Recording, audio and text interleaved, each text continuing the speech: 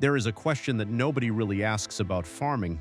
Not how to grow more, not how to feed more people, not how to make the harvest more reliable or the tools more powerful. Those questions get asked all the time, and the answers to them have produced some of the most extraordinary achievements in human history. The question nobody asks is this one: what is the difference between farming the earth and taking from it? Because those are not the same thing. They look the same from the outside. Both involve planting seeds, growing crops, harvesting food, but they come from completely different relationships with the land. One is a conversation, the other is a transaction. And the moment farming shifted from one to the other, the moment the earth stopped being a partner and started being a resource, is the moment this story gets complicated. That shift did not happen overnight. It happened gradually across centuries, driven by real human needs and genuine human intelligence. The people who drove it were not reckless. They were trying to feed growing populations and build stable societies. They were solving the most urgent problems in front of them, but the consequences of that shift are still with us today. And to understand where we are now and how we got here, we need to go back to the moment it began. We need to go back to iron.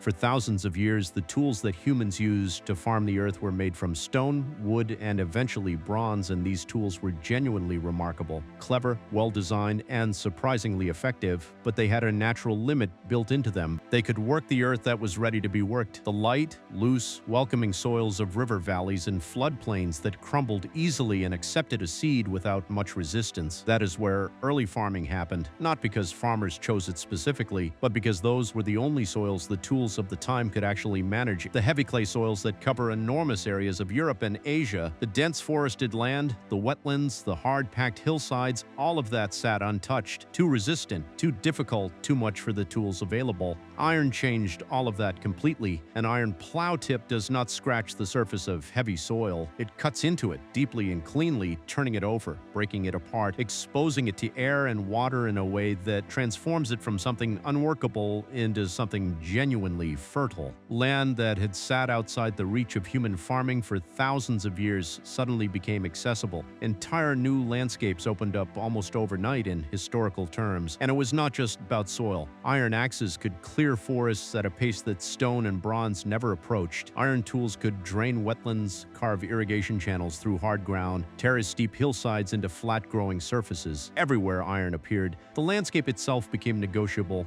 reshapable, something that could be made to suit human farming rather than the other way around. Now, here's what I want you to notice about this moment, because it is easy to miss if you're only looking at the practical achievement, something that could be made to suit human farming rather than the other way around. Every agricultural tool that came before iron was designed to work within the limits of what nature offered.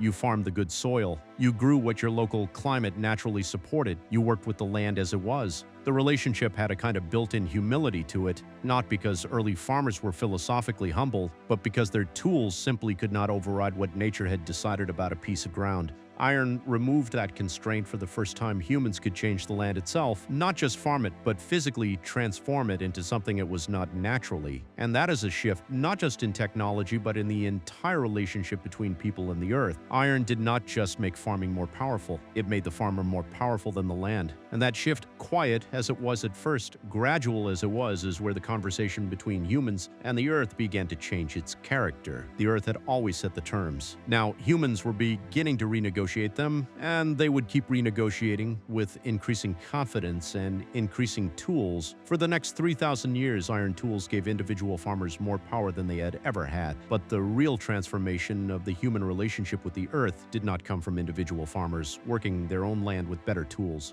It came from what those individual farmers were eventually organized into empires. Rome, Han China, the Maurya Empire across South Asia, the Persian Empire across the Middle East. These were not just political structures, they were agricultural machines, enormous, highly organized systems for extracting food from the land and moving it at scale to cities, armies, and trade networks across thousands of miles. And feeding an empire operates on a completely different logic from feeding a community. When you're feeding your own community, you tend to grow what your land grows best. You keep diversity in your fields because you have seen what happens when a single crop fails. You rest your soil because you can see with your own eyes what an exhausted field looks like.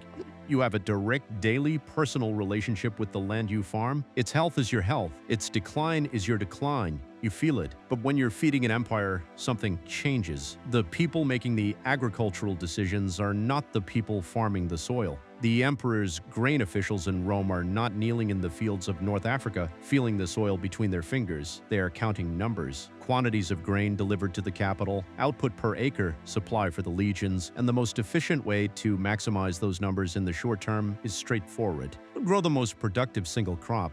Grow it across as much land as possible. Apply as much labor as the system can organize. Repeat every season without variation. This is monoculture, and we need to be honest about what it achieved, because it achieved something genuinely extraordinary. Rome fed a city of 1 million people at a time when that was almost incomprehensible. Han China sustained the largest population on Earth. The Maurya Empire organized food production across an entire subcontinent with remarkable efficiency. These were real achievements, produced by real intelligence and real organizational skill. But underneath all of that abundance, beneath the impressive numbers and the well-fed cities, something was happening to the soil that nobody was measuring. Nobody had developed a way to measure it yet. Nobody was even asking the question.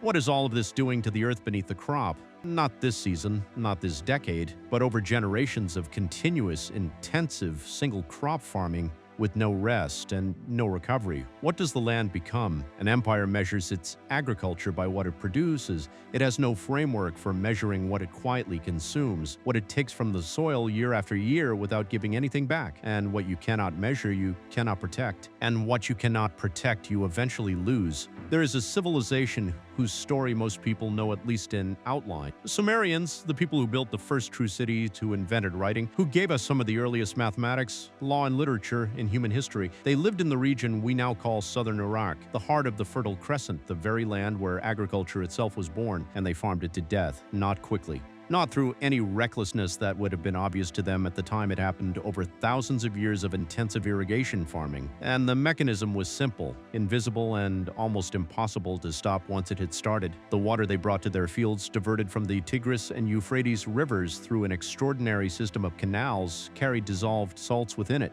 very small amounts, undetectable in any single irrigation. But when that water soaked into the soil and then evaporated in the fierce Mesopotamian sun, the water disappeared. The salt stayed behind season after season, decade after decade, century after century, slowly crystallizing at the surface, slowly building up in the soil, slowly making the land less and less able to support the crops it had once grown so abundantly. And here's what makes this story genuinely haunting beyond the tragedy of it. We know exactly what happened, not just from the soil itself, which scientists can still analyze today and measure the salt accumulation in. We know because the Sumerians wrote it down. On clay tablets that have survived 4,000 years, there are records of farmers reporting that their wheat will no longer grow in fields where it once thrived. Records of communities making the pragmatic decision to switch from wheat, which cannot tolerate soil salinity, to barley, which handles it slightly better. And then records of barley yields falling too. The earth was sending a message. It was writing it in the only language it has, in the food that would no longer grow, in the fields going from abundant to thin to barren, in the slow and unstoppable retreat of fertility from land that had once been the most generous on earth. And the Sumerians could not stop it,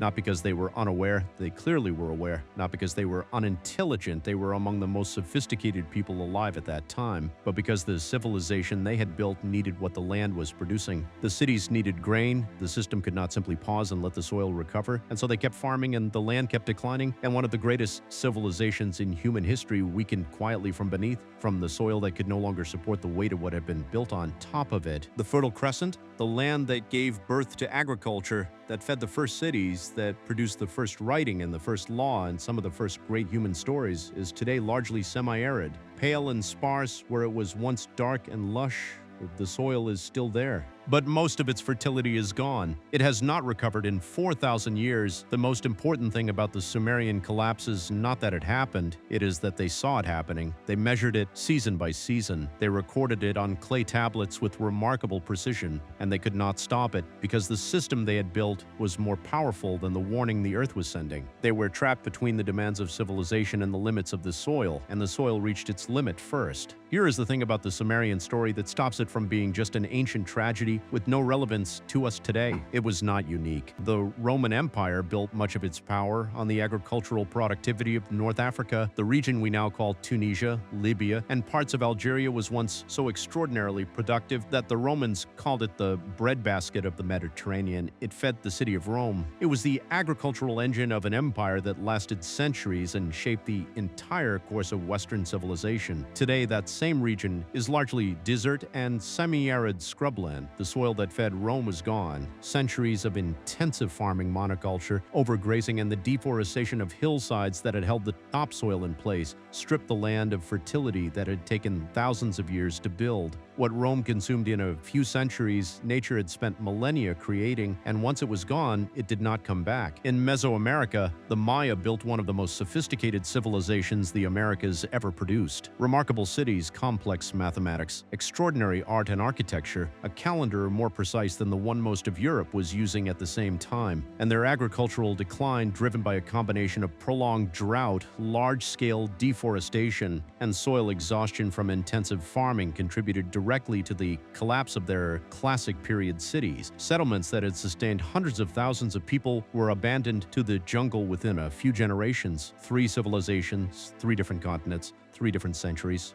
3 different crops and cultures and climates, the same pattern underneath all of them. Ambition scales faster than the earth can recover. The warning signs appear in the soil, in the yields, in the slowly changing landscape, and the system, because it has been built around what the land produces, cannot stop demanding more even as the land produces less, until eventually something gives way. And it is never the system that gives first, it is always the soil. Now I want to be careful about the lesson we draw from this, because the easy lesson and the wrong one is that these civilizations were foolish or careless. They were neither. They were intelligent, capable people solving real and urgent problems with the best knowledge and tools available to them. They did not have modern soil science. They could not measure long-term ecological degradation with any precision. They were not consciously ignoring warnings they fully understood, but they had lost something that the very earliest farmers had. They had lost the closeness, the direct personal daily relationship with a specific piece of ground that tells you not through measurement, but through feel and observation and accumulated knowledge. When the land is tired, when it needs rest, when you're asking more of it than it can give. The empires had grown too large for that kind of knowing to function.